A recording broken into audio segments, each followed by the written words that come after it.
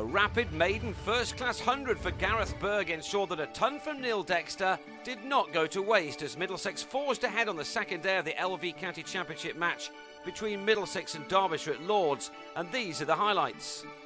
Derbyshire resumed on 190 for 9 in their first innings, and Mark Foote probably wished he'd stayed in bed at the hotel after getting hit just where no batsman wants to be hit.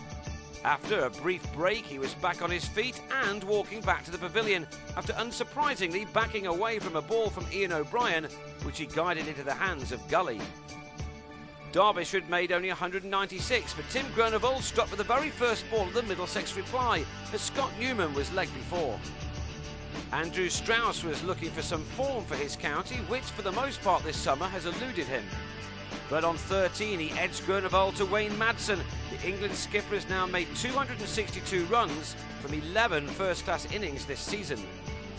Owe Shah has not exactly been in scintillating form either since his return from India. Those who have commented on his running between the wickets over the years would have noticed this bit of play, as he and David Milan headed for the same end, thankfully for them, with no damage.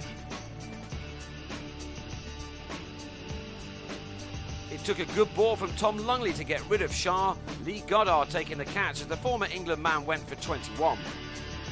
Middlesex's early season batting woes seemed to be haunting them again as they'd stumbled to 56 for 3, but the innings found some form of momentum as Milan and Dexter started to build a partnership.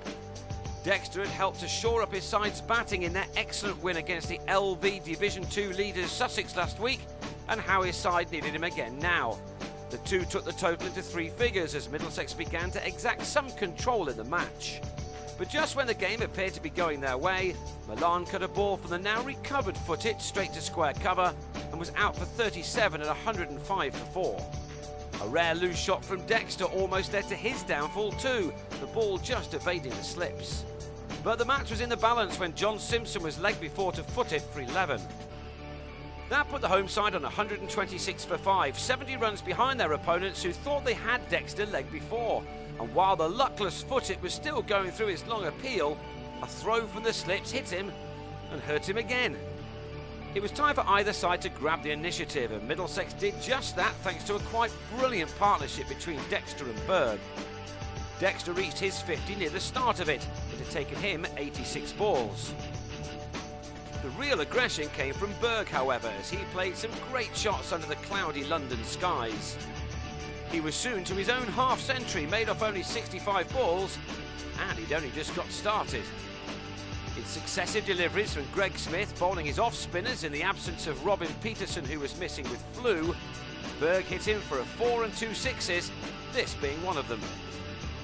And it wasn't long before Dexter pulled the ball to the ropes to reach his 100 from 166 balls, a fine innings. Berg followed suit, reaching the magic milestone for the first time in his career. His second 50 had taken only 35 balls as he put Derbyshire to the sword, who kept his joy confined just for a moment.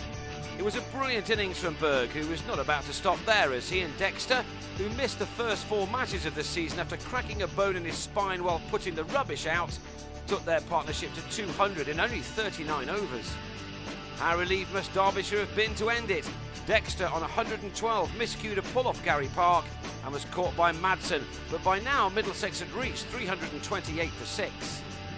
Sean Udall joined in the batting fun in adding another 25 for the 7th wicket. Before Berg's sensational knock was ended on 125, made from the same number of balls. He fell leg before as he tried to whip a ball from Lungley to try to add to his 14 fours and 3 sixes.